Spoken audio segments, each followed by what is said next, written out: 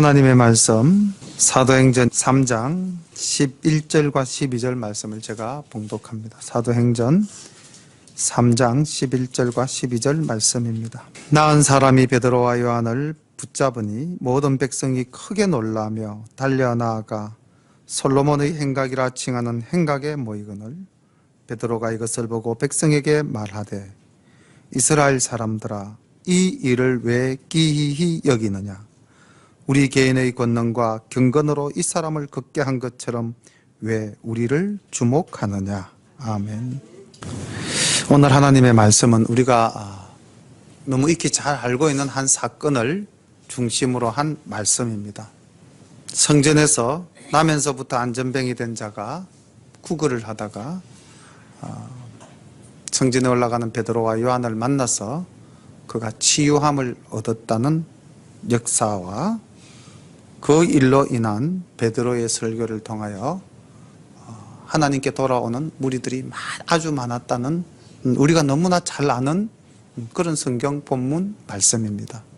아마 이 본문을 모르시는 분은 거의 없을 만큼 많이 알려져 있는 그런 본문인데, 또 오늘 우리가 이 말씀을 함께 보면서 본문 속에서 우리가 주님께서 새롭게 우리에게 주시는 은혜를 함께 누리며 감사하는 시간이 되기를 소망합니다. 1절부터 말씀을 봅니다. 제9시 기도 시간에 베드로와 요한이 성전에 올라갈새 나면서 안전병이 된 자를 사람들이 메고 오니 이는 성전에 들어가는 사람들에게 구걸하기 위하여 날마다 미문이라는 성전문에 두는 자라. 그가 베드로와 요한이 성전에 들어가려 함을 보고 구걸하거늘 베드로가 요한으로 더불어 주목하여 가로되 우리를 보라 하니 그가 저희에게 무엇을 얻을까 하여 바라보거늘 베드로가 가로되 은과 금은 내게 없거니와 내게 있는 것으로 내게 주노니 곧 나사렛 예수 그리스도의 이름으로 걸어라 하고 오른손을 잡아 일으키니 발과 발목이 곧 힘을 얻고 뛰어서서 걸으며 그들과 함께 성전으로 들어가면서 걷기도 하고 뛰기도 하며 하나님을 찬미하니 모든 백성이 그 걷는 것과 및 하나님을 찬미함을 보고 그 본래 성전 미문에 앉아 구걸하던 사람인 줄 알고 그에 당한 일을 인하여 심히 기이히 여기며 놀라니라. 나면서부터 안전병이 된 사람, 이 사람은 어떤 마음으로 일생을 살아왔을까요? 그리고 자기 스스로는 전혀 움직일 수 없었기 때문에 누군가가 그 사람을 메고 와서 성전 미문 앞에 내려두었다, 이렇게 기록되어져 있습니다. 사도행전 4장 22절에 보면은 이 사람 나이가 40살이다, 즉 앉은 지 40년 된 자다, 이렇게 말씀이 나타나고 있습니다. 그러니까 아마 10세부터 구걸을 했다 하더라도 30년을 그 성전 미문 앞에 앉아서 구걸한 사람이지 않겠습니까?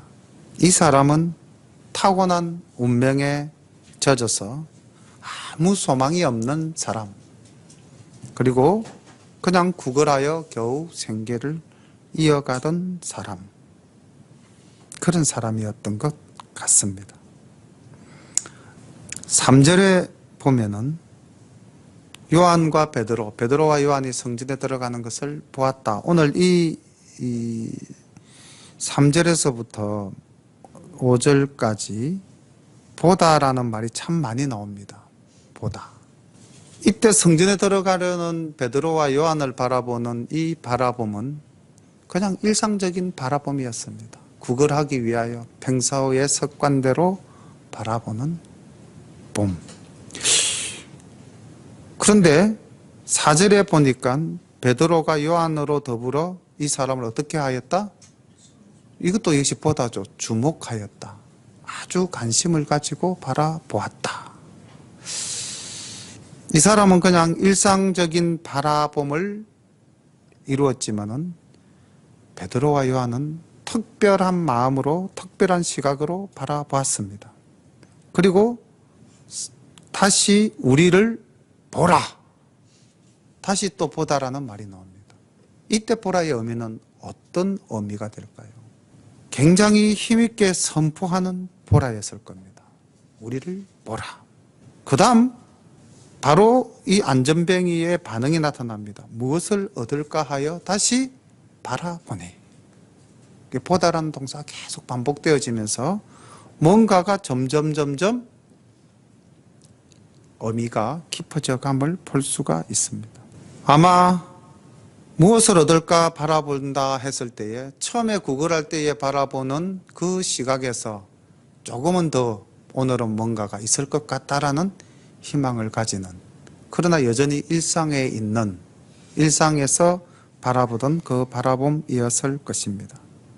저는 여기 4절에 베드로가 요한으로 더불어 주목하여 할 때 이 바라봄이 우리가 이 땅을 살아가면서 믿지 않는 자를 바라보는 시각이 되었으면 참 좋겠다, 그런 마음을 가졌습니다. 그냥 편하게 바라볼 수 있는 사람이었음에도, 스쳐갈 수 있었음에도 그러지 아니하고 주목하여 바라보았다는 거죠. 아주 관심을 가지고 바라보았다. 그리고는 보라, 우리를 보라. 이때는 어떤 의미를 가지고 있었겠습니까? 내가 주님의 복음을 전파하겠다. 너에게 내가 새 소식을 전하겠다. 복음을 전하겠다. 그런 의미 아니었겠습니까? 그리고는 선포합니다. 6절에서 온갖 검은 내게 얻거니와 내게 있는 것으로 내게 주노니 곧 나사렛 예수 그리스도의 이름으로 걸어라. 얼마나 놀라운 선포입니까? 정말 이 안전뱅이에게는 이보다 더 큰 복음은 없었을 것입니다. 그가 바란 것은 조그만한 것이었을 거예요. 아마 뭐 동전 몇 입. 근데 베드로의 입에서는 놀라운 말씀이 나온 거죠. 예수 그리스도의 이름으로 걸어라. 그리고 오른손을 잡고 일으켜 세우니 발목에 힘이 생기고 발에 힘이 생겨서 뛰기도 하고 걷기도 하였다는 거죠. 우리 어릴 때부터 이 찬양 참 많이 불렀잖아요. 건강은 나 없어도 내게 있는 건 내게 주니 곧 나사렛 예수 이름으로 일어나 걸어라. 그는 걸었네 뛰었네 찬양했네. 여기서 정말 중요한 것은 걸었네 뛰었네 그 다음이 뭐죠? 찬양했네. 그래서 저는 5절에 나오는 무엇을 얻을까 하여 바라보건을 했을 때에 이 사람의 그 내면 깊숙이에는 아마 이 다음에 일어날 일들이 어떤 일인지는 모르지만은 어떤 소망이 있었지 않았겠는가.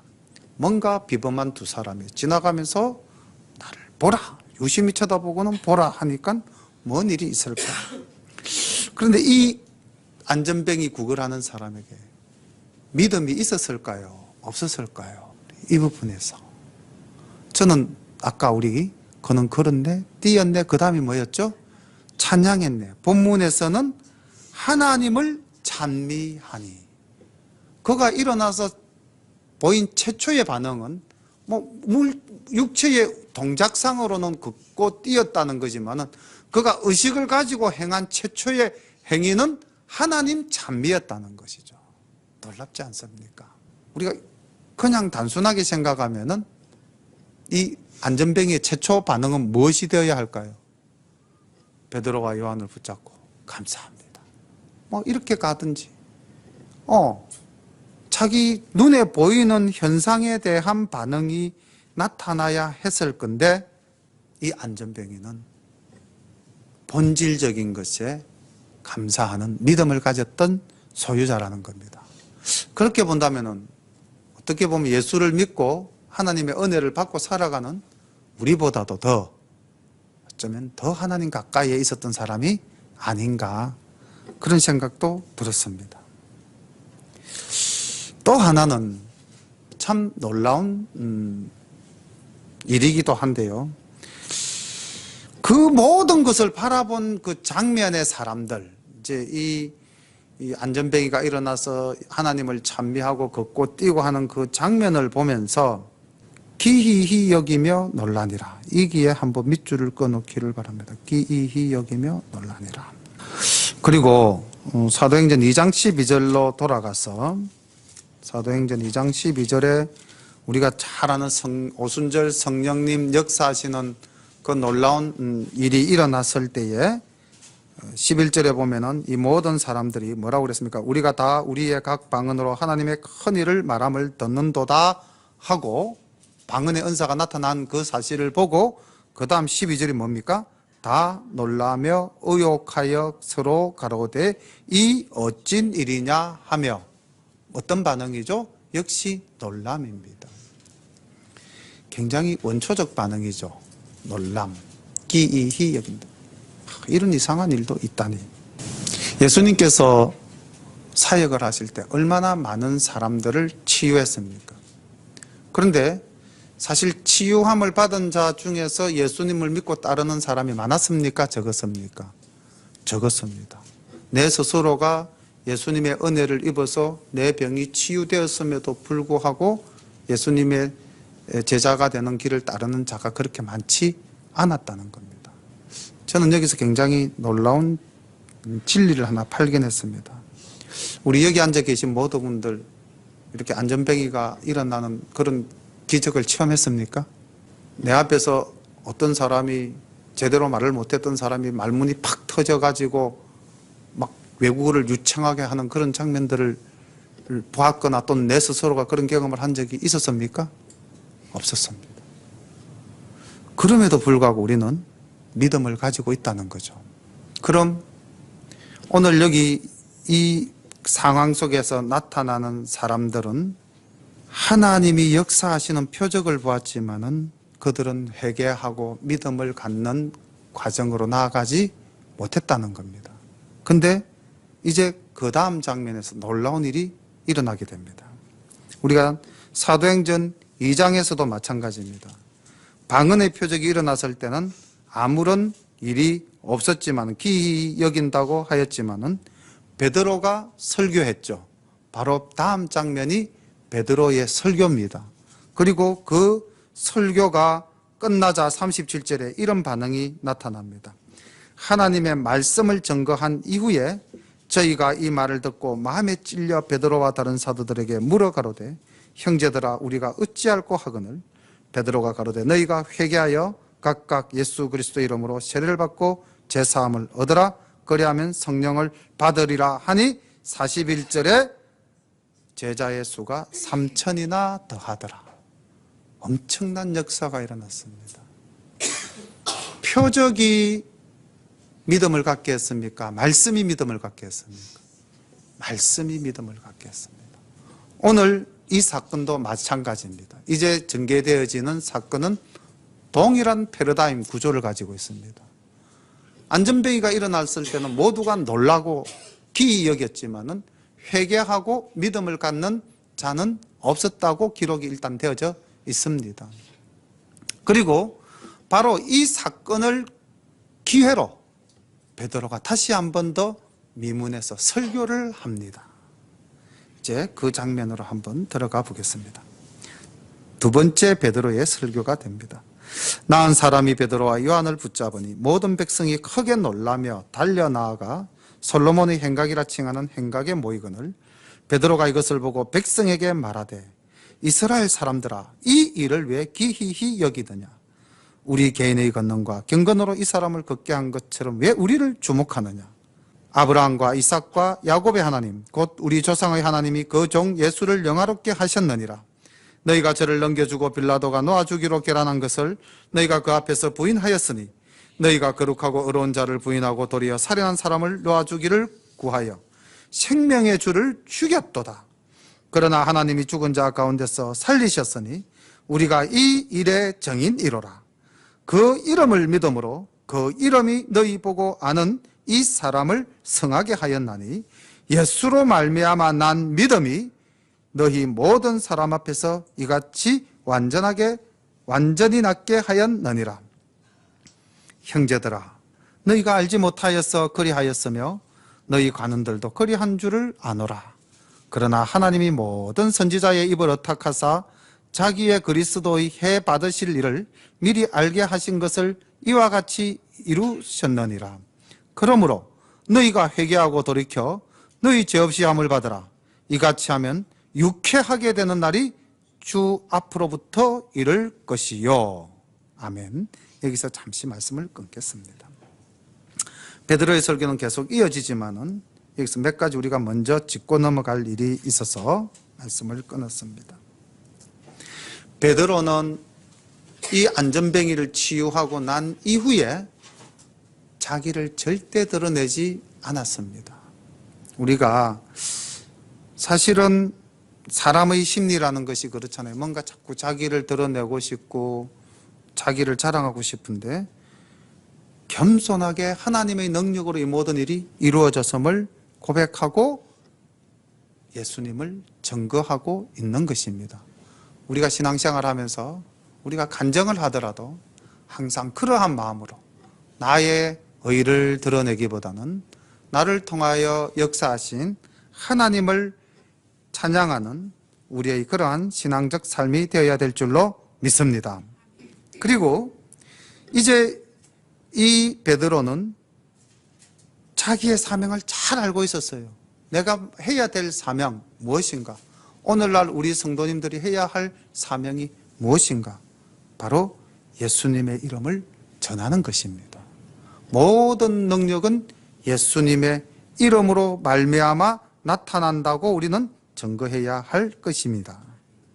제자들은 이 땅에 오신 주님, 이 땅에서 고난받으신 주님, 십자가에서 우리의 죄를 대신하신 그 주님, 그러나 부활하신 주님, 이 주님을 지금 베드로는 증거하고 있는 것입니다.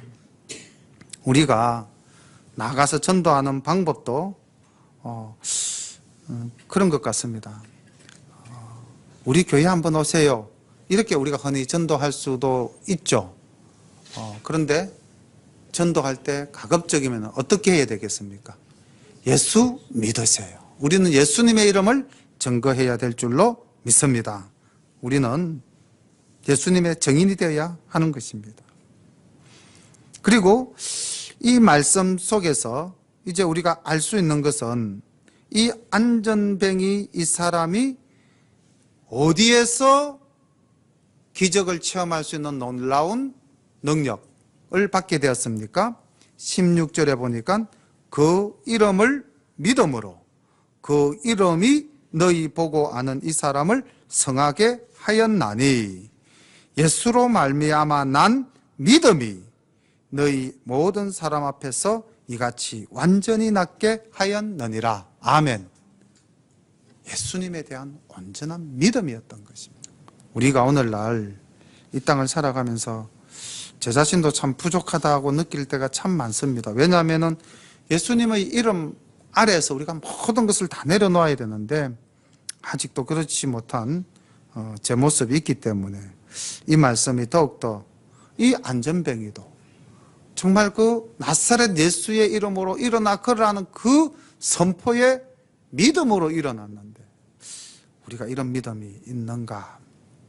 한 번 더 19절 말씀처럼 우리가 회개하고 돌이켜서 죄 없이 함을 한 번 더 받는 그런 또 회개의 역사가 우리 가운데서도 날마다 일어나야 될 줄로 믿습니다.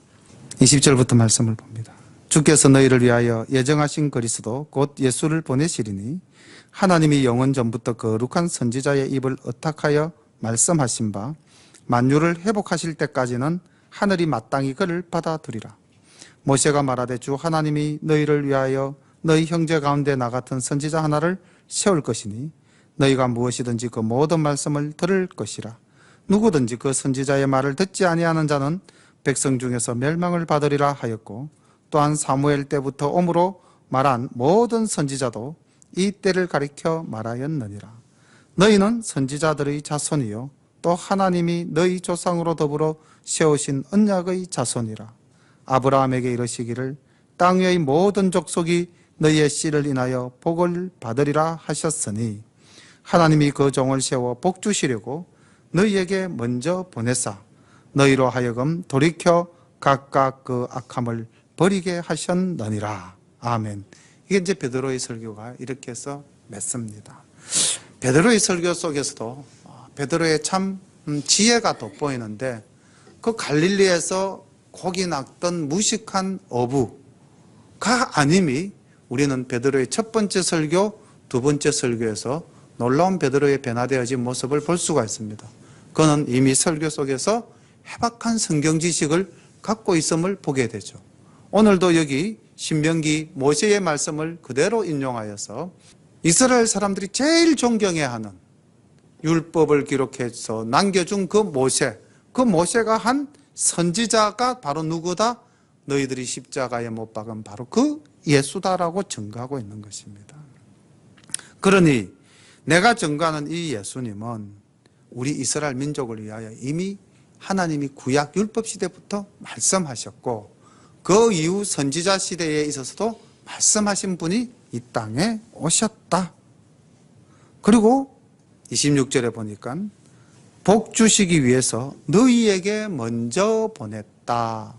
다시 말하면 이스라엘이 하나님의 택한 민족이기 때문에 그 복의 근원이 너희에게로부터 시작된다. 이렇게 위로하면서 그들이 비록 십자가에 예수님을 못 박는 죄를 범하였지만은 이제 그것을 책망하고 꾸짖기보다는 너희들이 알지 못하여서 그러하였고, 여기 있는 너희 간원들도 역시 알지 못해서 그리한 줄로 내가 안다.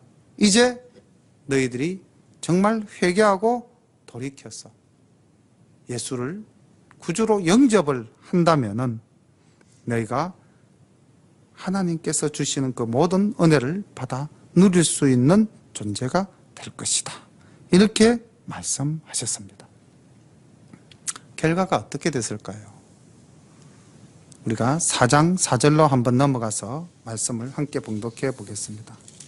말씀을 함께 봅니다. 말씀을 들은 사람 중에 믿는 자가 많으니 남자의 수가 약 5천이나 되었더라. 아멘. 이 베드로의 설교에 의해서 하나님을 믿는 자가 5,000명 그날 결심하게 되었다는 것입니다. 오늘 우리 권사님 기도 가운데 참 많은 은혜를 받게 됐는데, 그렇습니다. 베드로가 이 유대인들을 바라볼 때, 또 그 유대 관원들을 바라볼 때 그 마음이 어떠했겠습니까? 그들을 정말 위로하고 건면할 수 있을 만큼 그들이 사랑스러워 보였을까요? 아마 인간적으로 바라봤다면 여전히 뭔가 부담스러울 수도 있겠고, 또 미움을 품을 수도 있는 그런 사람들이었을 겁니다. 그런데 성령님을 받으신, 즉 오순절 성령님이 임하신 이후에 변화되어진 베드로는 이제 주님의 증인되어서 주님의 복음을 증거하며 그들을 놀랍게도 위로하기도 하고요. 또 따스하게 부릅니다. 이스라엘 사람들아. 이 말은 이스라엘 사람들이 제일 듣기 좋아하는 말이거든요. 우리는 하나님의 택한 백성이다. 이런 의미가 들어있기 때문에 그렇게 부르면서 권면하고 있습니다.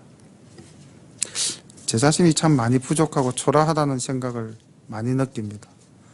왜냐하면 저는 아직까지 그런 너그러움이 좀 부족한 것 같아요. 그래서 미운 사람은 여전히 미울 때가 있고 싫은 사람은 여전히 싫을 때가 참 많습니다. 그런데 우리가 복음을 증거하면서 주님의 제자된 길을 간다고 하면서